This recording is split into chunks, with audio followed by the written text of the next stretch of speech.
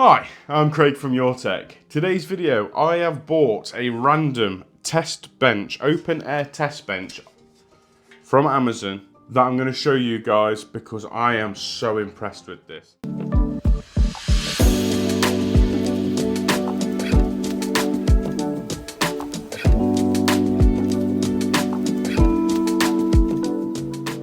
This only costs £35, I think it was.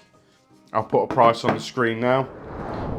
And it's awesome. I cannot believe for the money how good this is. So, I'm going to build on it. I'm going to show you the features of it. And I'm going to go through the reasons why I've bought this and what my use case is going to be for it.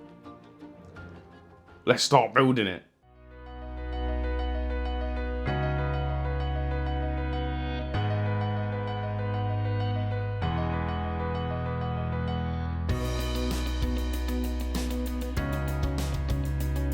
And there we have it.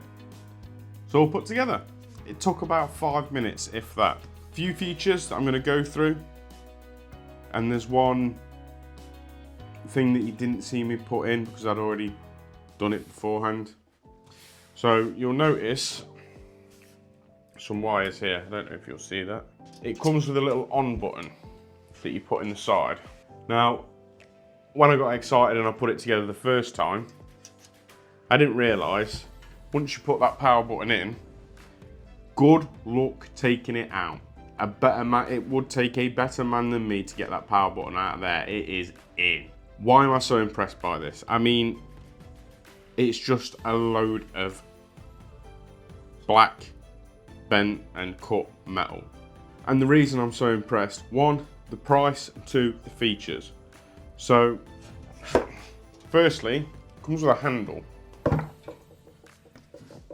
I really like that. Now, when I put it together the first time, I had the handle at the other end. But this is where your power supply goes. So, although everything else will be upside down, if I'm going to carry it, I'd rather carry it like this and put it on the table like that. Because the power supply, often the heaviest bit. So you've got power supply mount there.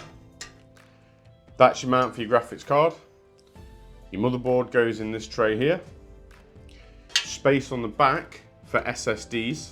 You might get a hard drive. I think there is space. Yeah, there is. There's holes for a hard drive. So SSDs or hard drive there. And one of my favourite features about it, on the side here, at the top, there's this weird bracket that you screw onto the main motherboard tray. This is so that you can mount fans. So you've got passive airflow for your VRMs and capacitors and all the other things that are on the motherboard SSDs. So you've got constant flow of air over them. Now, I'd looked at a lot of different test benches over the past couple of years. Open bench table, I think, being one of the most impressive ones I've seen with the fold out travel test bench, which looks awesome. But I couldn't just leave this. For the sake of £35, I mean, I'm really impressed. I was expected to get a flimsy, horribly put together thing, and this is strong. Like, I can barely bend it, like, at all. Once the motherboard and everything else is on here, you got no chance. What's the purpose though? What is the point in having one of these? You get worse VRM temps. You don't really get any better temps on your CPU or your GPU. Well, my reasoning for it is twofold. Firstly, this is going to make repairing PCs so much easier for me.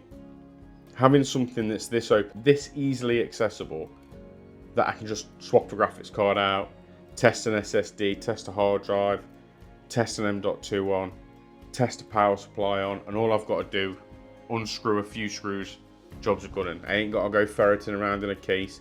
I haven't got to undo 1,000,001 zip ties that I'll probably put on some knob. And not only that, but I've got a second use case for this. I'll use it for repairing PCs and for testing components and things like that. But this is also going to be used as my streaming PC. So at some point, once I've acquired everything I need to, this will be my dedicated streaming PC. Then the only thing my main PC has to worry about is playing games. All the footage will all be done through this, and then it can get streamed to YouTube and Twitch and whatever other platforms that I want just through this.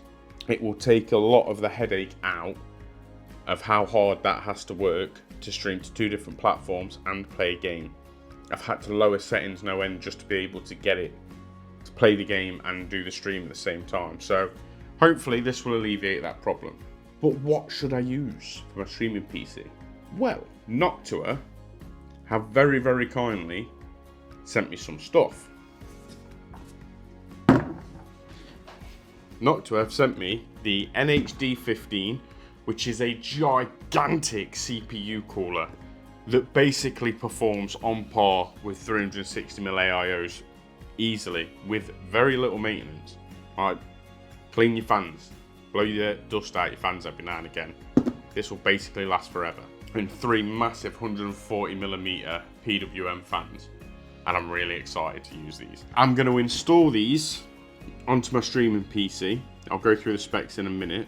I'm going to test what the temperatures are going to be using this gigantic cooler. This is what is going to be the test bench / streaming setup. I'm quickly going to go through the specs. So, platform. First off, AM4. We have the 3900 XT. Now, granted, a little bit of an older CPU, 3000 Ryzen, but this is a 12-core, 24-thread beast of a CPU, and it is going to be really, really good for streaming. Streaming can be a hell of a CPU-intensive task, even with NVANC encoding and all that kind of stuff. Having that many cores that boost as high as this does is going to be awesome. Cooling it is the NHD15, like I've said. 64GB of 3600 megatransfers per second RAM. A second-hand RTX 2070, which I picked up from eBay for 125 quid. Bargain. I mean, that thing will still game 1080p, some 1440p all day long. Did come a little bit dirty. I had to clean it, change the thermal paste on it. I have tested it and it's absolutely fine. We have a 1TB Gen 4 SSD and of course the test bench. The only thing missing is the capture card, which I have not yet purchased because I'm still working out what is the best way to go with it. I will probably get the Elgato 4K Pro PCIe capture card. I feel like that's got the pass-through that I'll need and the functionality that I'll need for this. So that is my aim. However, we've got to get this thing built first so I can start fixing PCs with it. So let's do just that. Let's start building it.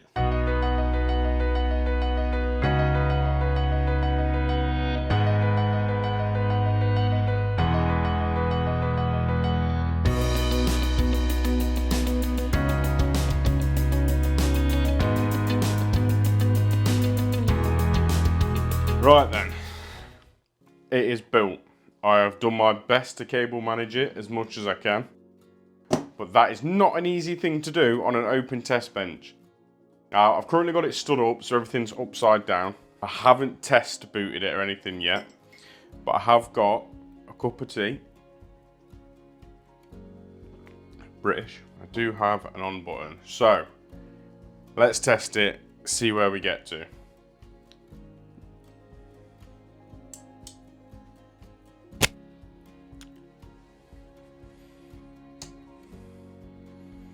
Oh, there's RGB. That's a good sign. Oh, we've got fans spinning. This should work out quite nicely because we've got the Noctua 140 here, blowing air directly over the front of the graphics card. Just going to suck it in, blow it out the back. So that's good. Oh. There we go. First try. I've got my Windows Media Creation tool plugged in, ready to install Windows 11. Fantastic. I'm going to get Windows 11 installed and I'll be right back. There we have it. It is built. Windows is installed. The power supply is in. Everything's cable managed, which was a nightmare. Didn't really think it through before. But obviously, you haven't really got anywhere to tie your cables down to because there's no real case. So you have to be a little bit inventive with your zip ties when you're cable managing this. But I've managed it, and I think... Let's see if I can turn this around. Don't know how well you'll see that. It's all cable managed. It's working fine. The Noctua NHD 15 is absolutely manhandling this CPU, keeping it under 70 degrees whilst constantly running Cinebench in a loop. And I am thoroughly impressed with this test bench. This thing is strong, it is rugged.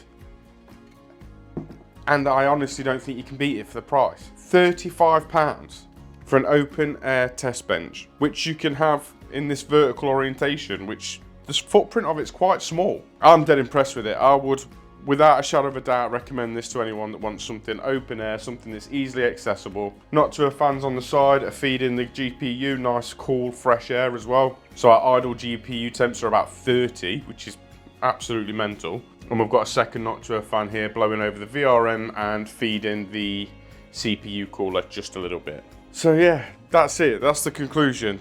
Absolutely, no doubt about it. Worth the money. £35, brilliant little test bench. Option of having fans in there so you get a bit more passive airflow over the top of your VRMs, your SSDs and all that kind of stuff. Bang on. Shout out to Noctua for sending that. They basically wanted nothing. It was just a review sample and I'm really, really impressed with it. It is going to be a permanent fixture on here because it's very easy to mount. It's very easy to take on and off. So if ever need to test some components out on this, dead easy. So yeah. What do you guys think? Would you ever consider getting an open air test bench? Is there any others that you think are brilliant value? Is there any others that, regardless of the money, you think are better? Drop me a comment down below and let me know. I'm dead happy with this. I think this is awesome. Yeah, that's the end of the video. If you enjoyed this, please feel free to watch the TeamU keyboard video, which surprised the hell out of me, or the 1-year review of the Asus Ally. Thank you for watching. I shall see you on the next one.